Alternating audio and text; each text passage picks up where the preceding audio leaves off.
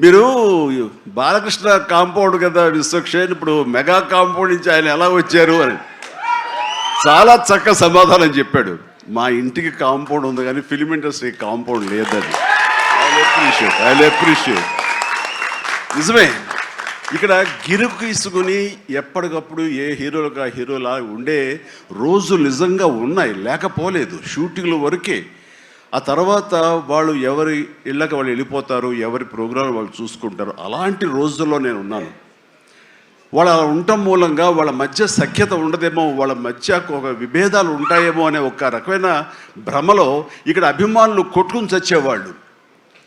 ఆ వాల్ పోస్టులు చింపుకునేవాళ్ళు. నెల్లూరులో మా కజిన్స్ ఉండేవాళ్ళు, వాళ్ళిద్దరు సొంత అన్నతమ్ములు, కానీ వాళ్ళిద్దరు ఒకళ్ళు రామారావు గారిని, ఒకళ్ళు నాగేశ్వరరావు గారిని ప్రేమించేవాళ్ళు, ఇష్టపడేవాళ్ళు, అభిమానించేవాళ్ళు. వాళ్ళిద్దరు కొట్టేసుకున్నారు, రక్తం వచ్చారు, కొట్టేసుకున్నారు. నాకు కంగారు చేసింది.